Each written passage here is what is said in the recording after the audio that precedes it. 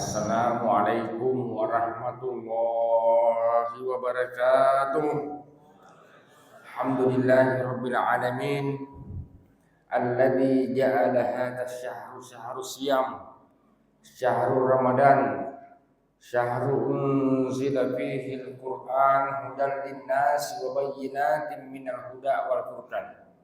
Allahumma shalli wa sallim ala as-sayyid bil fadail al-maktubu baina katifaihi khatamun nubuwah habibina wa syafi'ina wa maulana Muhammadin sallallahu alaihi wasallam wa ala alihi wa sahbihi ajma'in. Bapak Ibu sekalian, alhamdulillah kita baru saja melaksanakan salat Isya secara berjamaah dan kita akan melaksanakan salat tarawih secara berjamaah. Di dalam melaksanakan sholat itu sidang jemaah yang terhormat, ada beberapa perbedaan-perbedaan yang kita lihat al-ikhtilaf, baik dari segi gerakan, baik dari segi ucapan dan bacaan-bacaan kita dalam sholat. Kenapa demikian?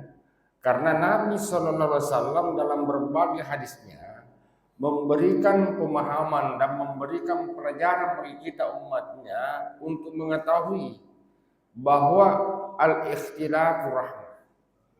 Contoh, ketika kita melihat sebuah masjid atau imam masjid membaca surah Al-Fatihah, ada yang besar basmalahnya, ada yang kecil bacaan basmalahnya, atau membaca bacaan basmalah ketika membaca surah Al-Fatihah dalam hati.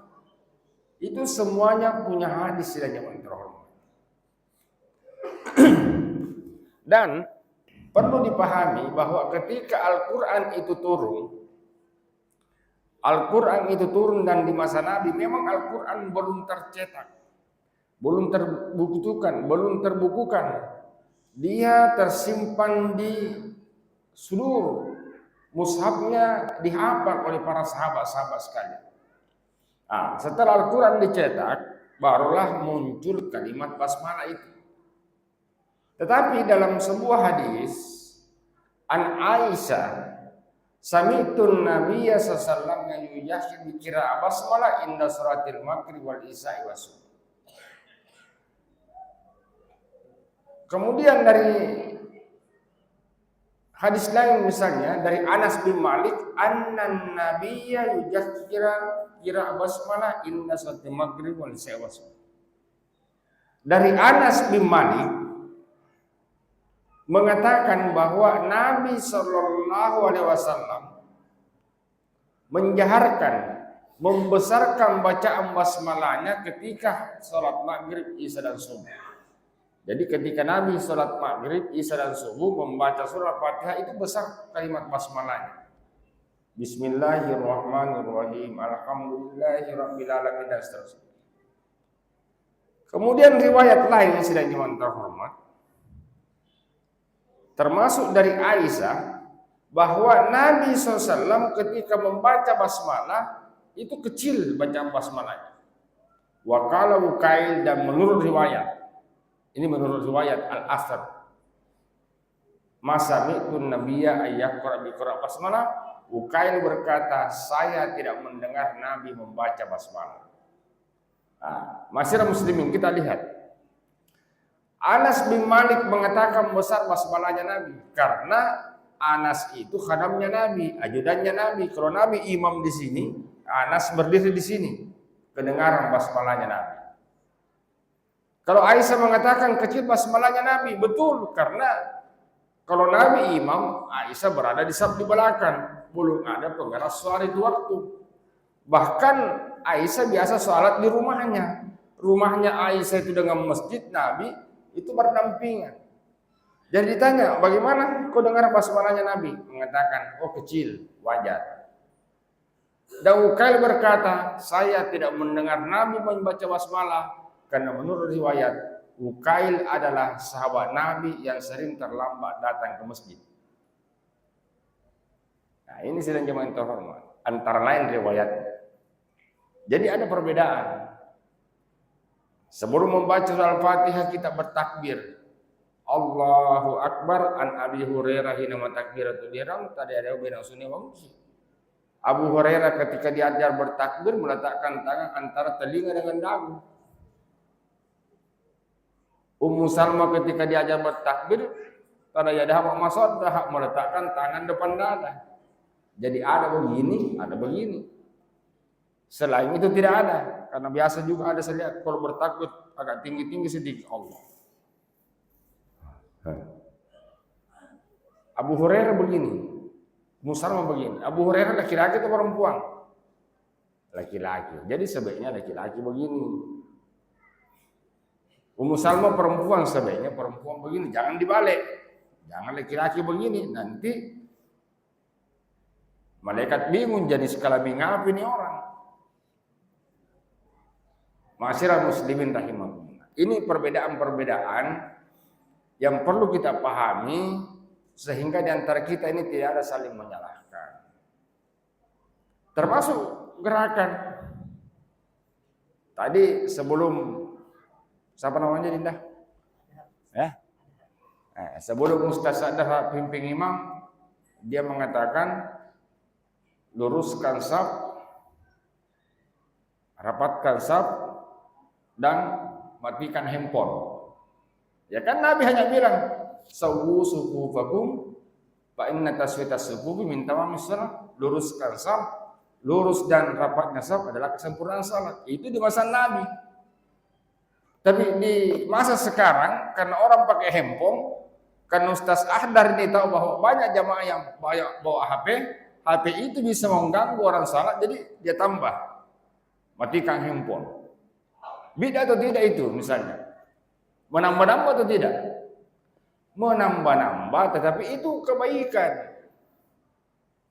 Jadi apa yang dilakukan oleh Nabi dan apa yang tidak dilakukan oleh Nabi tapi kita lakukan sekarang, selama itu untuk kebaikan maka itu boleh saja dan tidak bisa dianggap sebagai sesuatu yang bid'ah sidangnya mantra.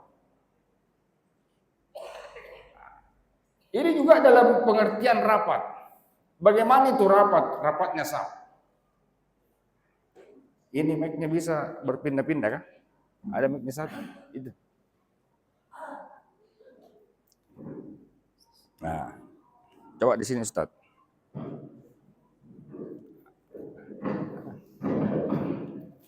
Ini. Yang dimaksud rapat ini dia ini rapat, ya? Ya, rapat. Kalau ke sana-sana, ada juga kalau begini renggang, begini kakinya. Toh? Coba wajib maju ke sini dulu. Kalau ke situ jadi semakin begini dia. Apa gini yang dimaksud rapat?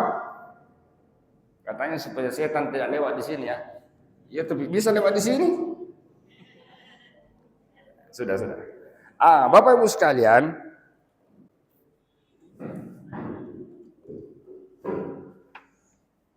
sekalian, jadi yang dimaksud rapat di sini bukan melengketkan. Jadi Nabi tidak pernah bilang lengketkan kakimu dan kakinya orang lain. Tapi rapat itu berdekatan. Saya pribadi, entahlah Bapak Ibu sekalian, kalau salat itu dan ada yang begitu tadi itu, saya kalau salat dan ada yang begini-begini ini biasa terasa gelih. Orang Bugis bilang menggelek-gelek dan tidak bisa saya khusyuk. Orang salat mau mengingat yang di atas, bukan yang di bawah. Tapi ini tidak bisa disalahkan juga, hanya disampaikan bahwa suatu saat kalau saya salat di Masjid Ar-Rahman dan ada yang begini-begini, pasti saya juga begini. Ini contoh Bapak Ibu sekalian. Jadi kehusyuan itu tergantung. Ada orang khusyuk karena begitu caranya melengket begini, ada juga. Dan tidak bisa kita saling menyalahkan, saling menghargailah. Bapak Ibu sekalian, orang yang bagus salatnya itu kan min asari sujud. Ada bekas-bekas sujud. Banyak interpretasi antara lain bekas-bekas sujud itu perilakunya bagus. Ada sinar di matanya, ada sinar di wajahnya. Ada juga mengatakan min asari sujud itu ada bekas sujud di dahinya di sini. Ada bapak-bapak yang hitam di sininya. Itu antara lain bekas sujud, antara lain bekas, tapi tidak bisa dijadikan simbol semata karena ada juga orang seperti bapak ini bagus sujudnya tapi tidak bisa hitam di sininya. Kenapa? Karena kulit kita berbeda-beda. Dan di masa Nabi memang belum ada karpet, belum ada sajadah. Sama dengan ada orang bilang bagus itikafnya. Bagus itikafnya, bagus tahiyatnya. Kenapa? Karena hitam mata kakinya. Tidak tahu mata kaki, Bapak. Ini mata kaki nih. Ini mata kaki ini. Ada yang hitam begininya. Karenanya supaya berarti bagus itikafnya, bagus tahiyatnya. Belum tentu. Karena pemain domino juga hitam begininya. Jadi tidak bisa dijadikan standar. Tidak bisa dijadikan standar. Kealiman seseorang itu bukan dari segi penampilan.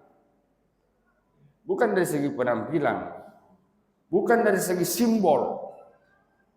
Bapak Ibu sekalian, karena bagaimana pada bulan Ramadan ini kita menahan diri untuk berbuat kejahatan dan kesalahan-kesalahan dan memotivasi untuk berbuat banyak kebaikan. Antara lain yang sedang jemaah terhormat, kita berpuasa. Nabi bersabda sumu tasihu.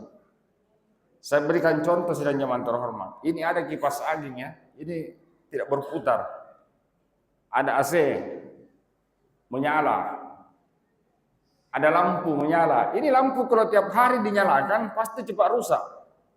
Ini kipas angin kalau tiap hari selalu menyala, selalu berputar, pasti cepat rusak.